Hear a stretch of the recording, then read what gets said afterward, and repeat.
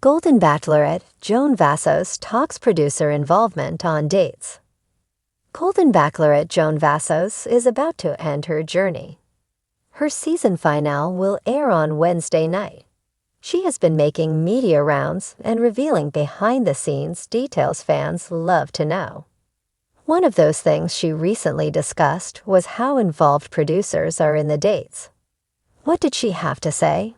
Keep reading to find out more.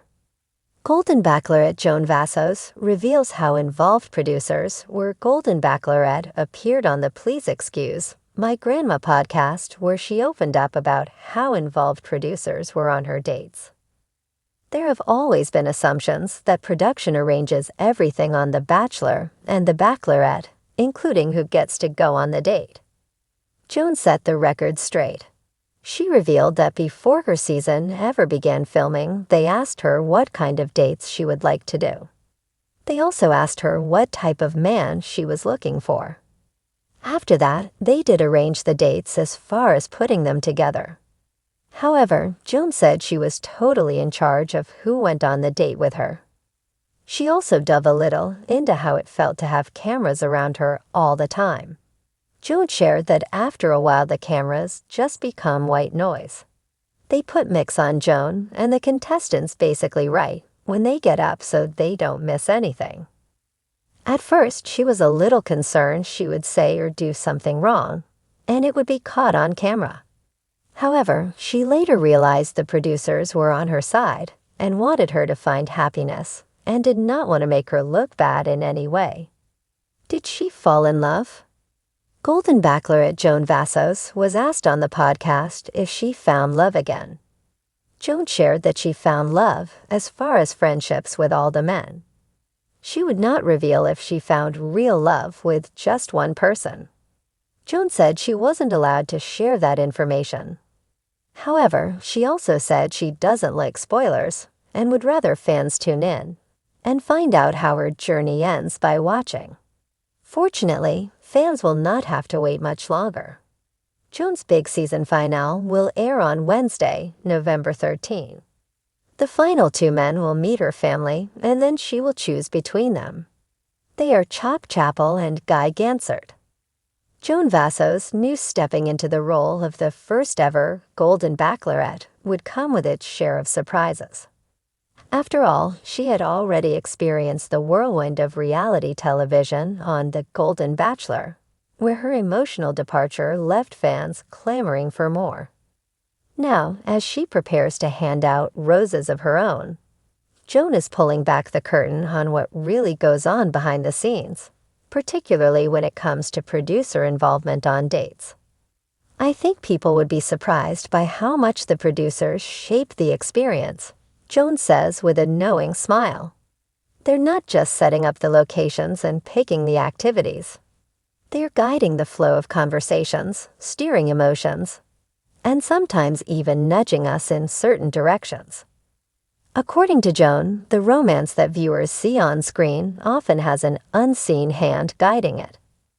It's not like the producers tell you who to like, but they definitely encourage connections they think will make a compelling story, she reveals. They know when to push you outside your comfort zone and when to let things unfold naturally. It's a delicate balance. One memorable moment during filming involved an extravagant gondola ride in Venice, complete with a sunset backdrop that looked like it belonged in a fairy tale. Was it magical? Absolutely. Was it also orchestrated? Without a doubt, Joan admits.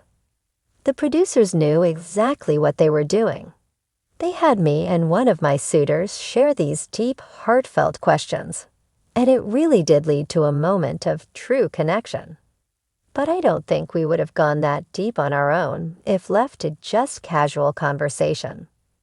While some might find the level of involvement surprising, Joan insists it's all done in the spirit of helping the relationship's progress. I mean, let's be real.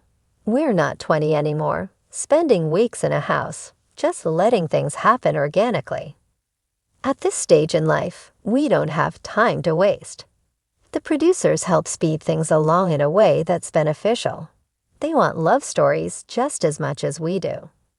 However, not all interventions are romantic.